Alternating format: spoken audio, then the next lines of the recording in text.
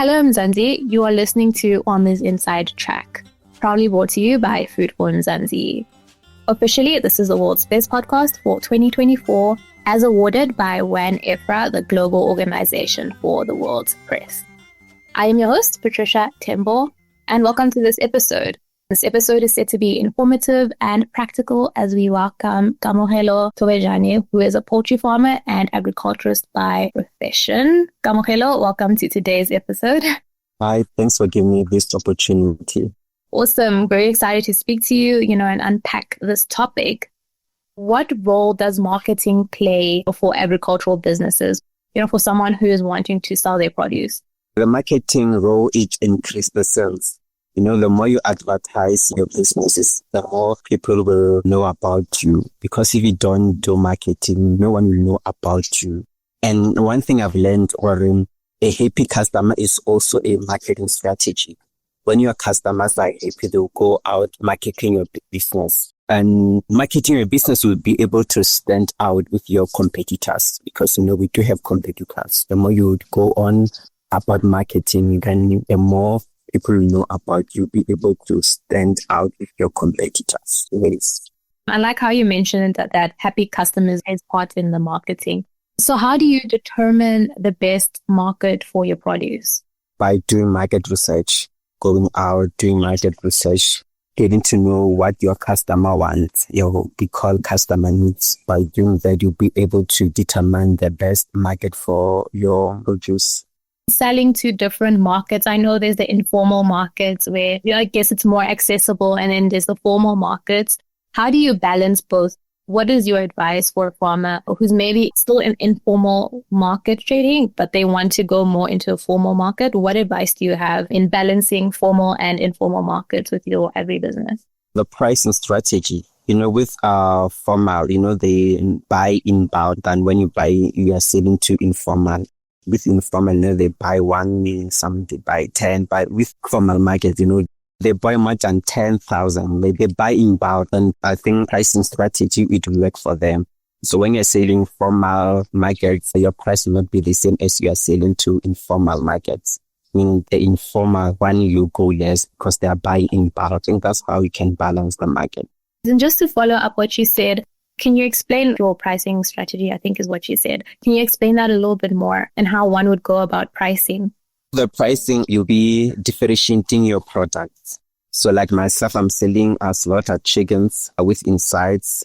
They are the ones that goes with no insides. I'm also selling live chickens. And then the formal markets, they normally buy chickens when they are 4 weeks. Meaning the price for chickens that are at 4 weeks, they will cost less than when they are at 6 weeks or 8 weeks. And let's talk a little bit about branding. I know it's a buzzword where, with the younger people on social media, build your brand. But what does that look like for an agricultural business? What role does branding play? It increases your recognition because when you have branded your products, people will recognize you. You also attract partners. Even when you're taking your products to formal markets, when you have branded your products, it shows this person is serious about these things. And it also differentiates you from competitors. That's how branding play a role in business. And also it shows the growth in business that you have moved from one level to another. Speaking about branding, social media and digital platforms play a part in that. How do you think social media can be useful for marketing, and maybe share your experience with that as well? With our social media, or most people in this era that we are in, this generation, we rely on social media. So the more you post your products, you produce on social media, that's more, you get more customers through our social medias. Some will share your poster, some will send you message. It's even easy to reply to your customers. Because most people, they engage daily based on social media.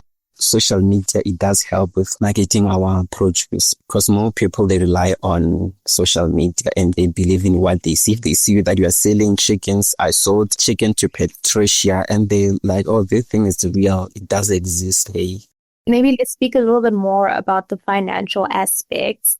When it comes to payments, because I know this can be something that gives farmer a headache, and payment is delayed, it does also affect cash flow in the business. So how do you approach payment? Do you suggest farmers to have contract with clients, maybe in the informal market? How do you go about that?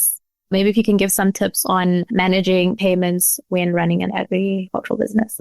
In informal markets, you must not allow credit because, credit does result in situation where you end up getting delayed payments. Some they don't want to pay. So with me, I don't allow any credit. When you come, you pay, I give you chickens, you give me money, to allow a situation whereby we end up fighting with our customer, how customer they are. So this thing of allowing credit, unless if there are potential customers, those that you trust, you have built trust with them. But if someone just come to you and say, give me 10 chickens, I'm going to pay next week, next month, it's kind of risky. We spoke a bit about market trends at the beginning. Maybe if you can speak a little bit more about that. Like, how do you stay informed in your market? What are people looking to buy? And when the demand for chicken is highest, I think maybe applying it in general to different agricultural businesses. What are your tips for market trends and keeping up to date with that? I attend Farmers Information Day. I also have a WhatsApp group where we engage with young farmers. We share experience and also following Food from Zanzi to stay up to date with news, with those market trends. Also listening to news on radio, on TV to stay up to date with market trends. What mistakes have you made in marketing? Mistakes just in general with your agribusiness when you first started, and what advice do you have for someone regarding this topic? The mistake that I've done was not having a business account. I was using my personal account, so I ended up mixing my finances. That was the biggest mistake ever. But I've opened business account. So people are transferring money into my business account. Because mixing your business account with your personal account, you end up spending your profit for your own stuff, forgetting that this money is for buying stock. So maybe to summarize what we've spoken about, just on the main key points that you mentioned, we did talk about, identifying the best markets. And then from that, the market research. If you can just pinpoint the most important aspects to marketing an agricultural business, just to, conclude or wrap up this conversation. Market research, getting to know your customer needs, identifying what they need, doing some feedback, getting feedback from your customer. Are they still happy with what you're providing to them? And also using social media, keep on posting. Even when people they don't like, they don't share, keep on posting. You'll be recognized. That's what I can say to farmers. Don't give up. Social media, it's very important. It is very helpful. Sometimes there's no need for you to pay someone to promote your business. You can promote your business by yourself using social media, Facebook, using TikTok, using Instagram. I like what you said there about getting feedback from customers. And there are obviously many channels one can, derive that feedback from. How would you say you get feedback? Through what channel do you find out how your product is doing in the market? And even through face-to-face, like when they came to buy, are you happy with chickens? Are you happy with my packaging? Then you can even ask the prices so that you can play along with the competitors, setting price setting. Because you might find that you are charging them higher and they'll end up running away from you. It's better to charge along your competitors or lower than your competitors. I'm now backtracking, but you just mentioned packaging and that plays a part in branding, right? How did you determine the type of branding that would best or set your product apart? The brand designer is the one designed everything and came up with some drafts. Then I selected that one. Or okay, this color, it's colorful, it's attractive. I can go for this one. It will make me to stand out in front of competitors. Thank you so much to Kamogelo Thobejane, who is a poultry farmer and agriculturalist. So for more information on this topic, you can visit www.foodformzansi.co.za. And that brings us to the end of this episode. Remember to subscribe to our podcast on your favorite platform. From me, Patricia Tembo, our technical producer, Megan van der Vent, and the rest of #Team Food for Mzansi, thank you for listening.